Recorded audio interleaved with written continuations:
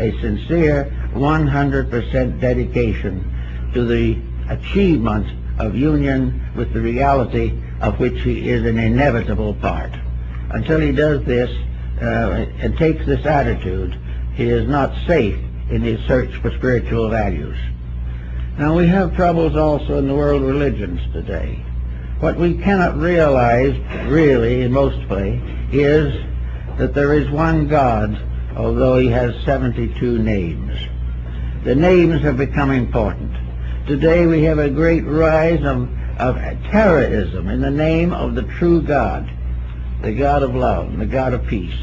Suddenly becomes a justification for hatred and for everything of this nature. Now we have to be extremely careful in our own lives when we come to recognize our own religious allegiances. If we are in an allegiance to a competitive organization, one that is out to dominate and discredit others, then we either have to join that movement of aggressiveness or else we have to resign our membership. We must therefore try desperately and definitely not to be taken into various creedal and denominational factors. All denominations and all creeds have their place. They are right. They are on one of the rungs of the ladder.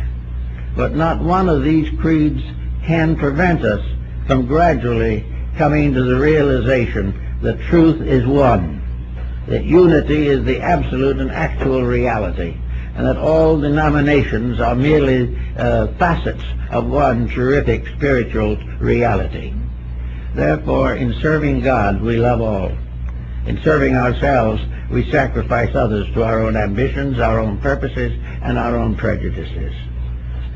On the level of prejudices, which become, in a sense, mental blocks, we find it very easy to have prejudice against various beliefs. But we go back to the Inquisition, we go back to all of the great tyrannies of the past to find out what prejudice does. A prejudice of any kind does nothing but hurt. And instead of that, each person must strive definitely and in every way that he can to overcome all prejudice on levels of religion or philosophy. He may choose his own path, but he should not discredit the path of anyone else. It is their right to do as they please, but not necessary that he conform with it. So each person gradually becomes, in a sense, alone. But the Chinese had a very interesting point of view on this particular point. They had a sacred land, which is not our Eden or our heaven or paradise. But strangely enough, they had a word for it that we have used for many years for something else. The heaven of the Taoist sages of China is called Horizon, from which our word horizon comes. And this is a land in which all the wise and the loving get together. And they go in little ships, their own souls, to this great and beautiful garden world. In this garden world there is no punishment, no evil, no purgatories, only the poets and the scholars and the friends and the mothers and the children and the fathers sit under the trees and enjoy life. And, strangely enough, it is probably one of the few post-mortal state in which everyone is still studying. Those who have passed on are also learning a little something new every day. Life is not static. It is not assumed that the average person can play a harp successfully. Therefore, it's not suggested. Life becomes an adventure in knowledge, an adventure in friendship, in art and music and kindness. And here come the tired and the weary who have done it as best they could and have really tried hard. And they are welcomed into the assembly of the ones who have gone there and have done the thing right. All those in that world there have fulfilled the requirements. They have lost all sense of personal ambition. They are not even ambitious to be there. This is another point. But they are there because when they woke up after death, there they were. But there they were because of the way they had lived before death. They just couldn't help but wake up in a pleasant place because they had devoted their lives to service of others, love and kindness. There was no problem of sectarianism there. Anyone could believe anything he wanted to, because if he wasn't right, he couldn't get there in the first place. But being right did not mean he necessarily agreed with everyone completely. He had his own values and his own interpretations. Therefore, there could be some wonderful discussions and conversations, and the various members could get together in little groups and discuss the eternal values of things. It is said that Lao Tzu went there on the back of his water ox, when the mortal world of China no longer would accept him.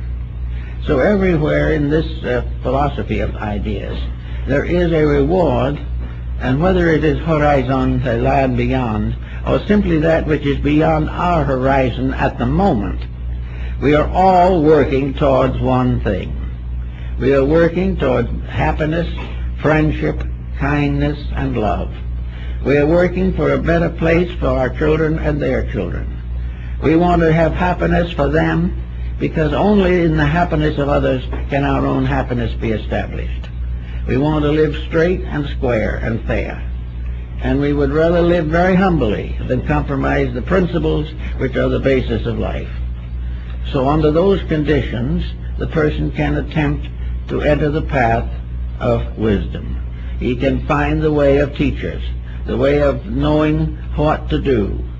But in each case, the teachers come only when the individual or the disciple attains a certain level. If the person completely controls the physical body and its various functions, there will in due time appear the teacher to tell him what to do next. As the Hermetic axiom of Egypt was, when the disciple is ready, the teacher is there. But the teacher, you can't go out and find him before you're ready, and there's no use trying. And when you're ready, there's nothing you can do, because you will find that which is next comes to you. Only, however, if you have kept the rules, kept the life, kept the values, and kept the integrities. So there is no need to worry about rewards or anything of that kind. The reward of growth is growth. The reward of individual integrity is to build a better world for everyone else and a happier life for yourself. There are integrities in life, and way back in the period of the god Nebo, in the ancient Babylonian and Chaldean tablets, there is a very simple type of instruction for man which he has never outgrown.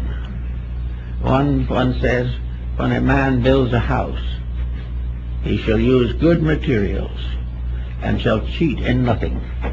And if he does cheat, he shall be penalized. An individual who sells something will be